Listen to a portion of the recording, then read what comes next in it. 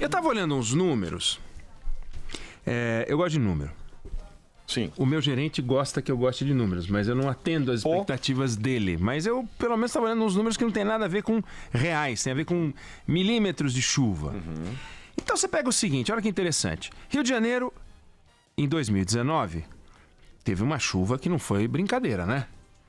Correto. Foi a pior chuva dos, então, 22 anos. Significa que 22 anos antes caiu uma chuva pior.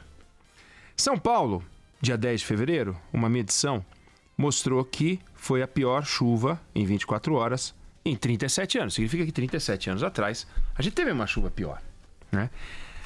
Não é o caso de Belo Horizonte, que conheceu a maior chuva da sua história. Mas São Paulo e Rio de Janeiro conheceram chuvas piores do que as chuvas que caíram neste ano, no caso de São Paulo, no ano passado, no caso do Rio de Janeiro. E no caso de Belo Horizonte, com muito menos chuva, regiões como a região do Barreiro conheceu alagamentos bem chatos. Portanto, com muito menos chuva, Belo Horizonte já entrou, já esteve em estado de atenção, de alerta, etc. No caso do Rio de Janeiro e São Paulo, a gente já conheceu chuvas maiores do que essa. Bom, se a gente tem um processo de urbanização em que as cidades vão continuar a crescer, se a gente tem impermeabilização excessiva do solo, como a gente sempre ouve, se a gente tem excesso de canalização de córregos de um jeito ou falta de, e que também produz problemas, se a gente tem bairros que já enchiam com menos chuva e que agora, obviamente, enchem com mais chuvas, alguns bairros, no caso de Belo Horizonte, bairros da periferia, que ficaram ignorados. E de novo nas grandes cheias, porque daí surgem os grandes bairros mais ricos e aqueles bairros nem as pessoas falam muito. Se a gente tem um sistema deficiente de coleta de lixo, se a gente tem uma série de problemas, é de se perguntar o seguinte: nós temos uma questão ligada ao manejo hídrico, manejo saneamento. Onde é que está o nosso problema? Bom, no caso de cheia, no caso de enchente. Tem uma questão aqui pontual que a gente deve discutir no Brasil? Se sim, por que a gente tem nota baixa naquela prova internacional dos estudantes? Como é que chama?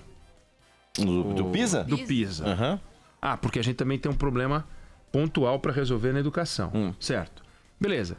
Se sim, a gente tem um problema para resolver na educação e a gente tem um problema para resolver no manejo das cidades, por que a gente tem fila para marcar consulta com especialista? Em Belo Horizonte, no ano passado, em novembro, os caras fizeram uma fila para marcar consulta do SUS. As pessoas foram para uma fila que começou de madrugada, deu a volta em 3 quarteirões do Centro de Especialidade Médica da Santa Casa. 3 quarteirões para poder marcar as consultas para esse ano. Bom, então a gente também... Não, é uma questão tópica na área de segurança, de saúde. Bom, se é isso, por que a gente tem regiões... Por exemplo, Manaus está tendo um surto de criminalidade, a gente noticiou isso aqui na semana passada. Não, então a gente também tem um problema tópico na área de segurança. Vem cá, será que a gente não tem problema tópico demais? Quer dizer, choveu demais, o assaltante atirou demais, né? A ignorância campeia demais, a falta... Você vai olhando os problemas, você diz o seguinte: nós não temos vários problemas, nós só temos um problema. Um problema não importa a coloração, a ideologia do governante que a gente tem escolhido ao longo dos últimos anos, a gente tem dado um azar danado, né? De escolher pessoas que entram e não resolvem o problema. E não é que eles não resolvem o problema. Eles não resolvem os problemas, porque resolver o problema é muito difícil, mas eles também não lidam com transparência dizendo qual é o problema. Nós temos um prefeito em Belo Horizonte que, até enfrentar o problema das cheias agora, quando que ele reuniu a comunidade ou foi a público para dizer: olha, se chover um pouquinho mais do que choveu no ano passado, né, nós vamos ter um problema grave aqui, porque nós estamos mal. Olha, na área de saúde nós estamos com esse problema. Olha, problemas que ele está administrando. Pega o prefeito de São Paulo, o Bruno Covas. Quando ele veio a público para fazer um alerta sobre os bueiros, nós não estamos conseguindo dar conta do recado. Não vai falar, né? Ou aquele outro que é prefeito do Rio de Janeiro, que não deveria nunca ter sido eleito, que é o péssimo prefeito, o pior prefeito do Brasil, na minha avaliação. É bom já dizer que é na minha avaliação, né? Porque senão ele vai dizer: Me mostra o ranking onde eu apareço em primeiro lugar como o pior prefeito. O meu ranking. O seu ranking. O meu ranking. Já ouviu ele cantando? Já ouvi ele cantando também. Eu acho que nesse seu ranking também. Nossa. Então, o Marcelo Crivella, quando veio a público para fazer um alerta para a sociedade, mas é um alerta honesto, transparente, dizendo, olha, nós não temos condições de resolver o problema. Nunca. O João Dória, que resolveu ser governador, picou a mula da Prefeitura de São Paulo, correu daqui porque queria ser presidente, não conseguiu. Percebeu que era melhor ir para o governo. Saiu e foi para o governo.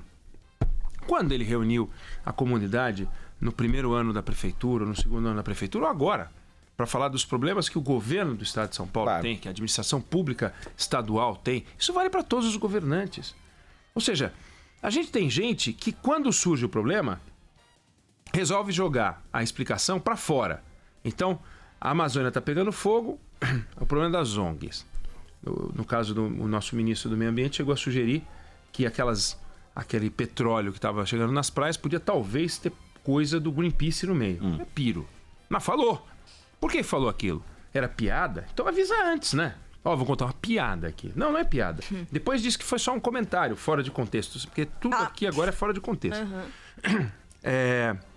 E olha que é um cara corajoso, destemido, mas o governo Bolsonaro é formado por pessoas que em algum momento se encantam e começam a falar e você fala, não, esse não. O Weintraub devia sair falando para cair logo. Mas o Paulo Guedes falar as bobagens que falou, podia não falar. Esse ministro do Meio Ambiente podia também ficar quieto de vez em quando, né? Fica quieto, calma.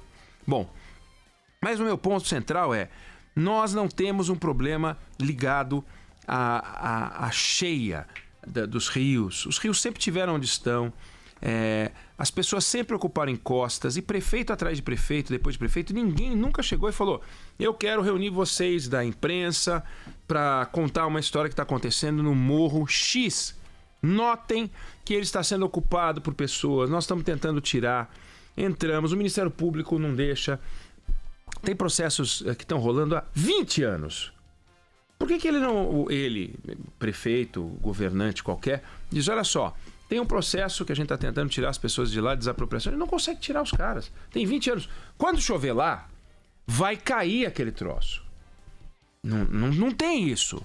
Então não tem um negócio desse, a gente fica numa encrenca do cão. Eu peguei um levantamento, um estudo, na verdade, sobre um desastre que aconteceu na região serrana do Rio, em 2011, que foi uma coisa inacreditável. Nós tivemos mais de 900 mortos.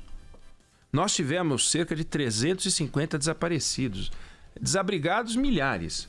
Foi no dia 11 e 12 de janeiro de 2011. Foram chuvas que provocaram enchentes, deslizamento em 7 municípios. Foi considerado a maior catástrofe climática do país. Pela ONU, foi o 8º maior deslizamento ocorrido no mundo nos últimos 100 anos. Segundo a ONU. Foi comparado pelas dimensões ao que aconteceu em Blumenau e Itajaí em 2008, que a região ficou toda submersa, e o Katrina. Padrão Katrina, em 2005. Então foi um negócio horroroso. Aí esse estudo, que depois eu dou crédito, eu não anotei aqui, depois eu volto e digo. O que ele foi ver? Foi ver as causas disso. Quer dizer, como é que isso aconteceu, né? Aí é o seguinte, durante anos, encostas e margens de rio com ocupação irregular e desmatamento. Mas não é 1 ano, 2. É anos e anos e anos e anos de ocupação. Pô, mas não tem uma secretaria do meio ambiente nessas cidades todas da região serrana? Tem várias secretarias do meio ambiente. Não tem uma defesa civil? Não é a defesa civil, não é para agir só depois, para tirar as pessoas da casa ou colocar no ginásio. É bom que coloque no ginásio, mas já foi, né? Por que não avisa antes? Quantas entrevistas os prefeitos dessas cidades, os secretários de meio ambiente, os chefes da defesa civil deram para fazer os alertas apontando aonde ia dar problema? Nunca, não tem, é aquele eterno silêncio. Pô, no meu mandato vou tentar segurar, porque vai que só estoura no outro. O Conselho Regional de Engenharia do Rio, o CREA do Rio de Janeiro, já tinha advertido 2 anos antes sobre o perigo da construção nas áreas de risco da região. A imprensa noticiou levantamentos em 2008 e 2009 nas 3 maiores cidades da região, apontando que 42 mil moradores viviam em áreas vulneráveis. Eram 230 áreas vulneráveis, não é 23, não é 2 áreas vulneráveis, 230 áreas vulneráveis. Segundo uma engenheira geotécnica que acompanhou a tragédia em Nova Friburgo, ela disse o seguinte: faltou comunicação, faltou educação, faltou gerenciamento de crise, muita gente morreu por não ter recebido informação. Quando você lê um negócio desse, você diz: a falta de informação matou. Se a falta de informação matou, cadê a transparência dos governantes? Eu insisto, a Dilma Rousseff tinha que ter caído pela pedalada. Tinha que ter caído.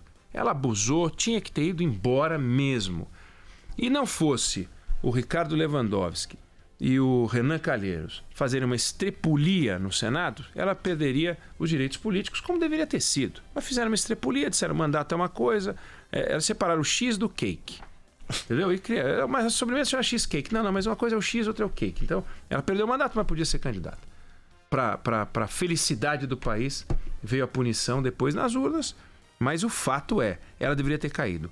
Mas vem cá, e os prefeitos dessas cidades todas? E o prefeito de São Paulo, o prefeito do Rio, o prefeito de Belo Horizonte, o prefeito das cidades serranas, os prefeitos... Não acontece nada com esses caras. Não existe uma pedalada ambiental, não existe uma pedalada da educação, uma pedalada da saúde. O que eles estão fazendo é pedalar. Eles estão pedalando, eles estão empulhando, eles estão fazendo com que a gente acredite que tem um lastro onde não tem lastro. O que é a pedalada da Dilma? É ir buscar dinheiro onde não tem, sugerindo que lá havia, pega esse dinheiro e esconde que não tinha lastro.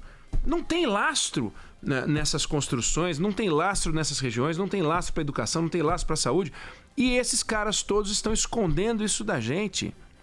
Várias das casas destruídas na região serrana, e eu me refiro à região serrana do Rio, porque é 2011. Nós já estamos em 2020, já deu tempo para processar, entender, acompanhar, estudar e saber. E foi um desastre assombroso. Disseram o seguinte: várias das casas destruídas estavam em áreas de preservação, muitas delas dentro da faixa de 30 metros de distância, ou seja, menos de 30, até 30, da margem do rio, área que, segundo o Código Florestal, deveria ter a vegetação nativa preservada. Ou seja, as pessoas estavam no lugar, é que nem fazer um acampamento na boca do vulcão.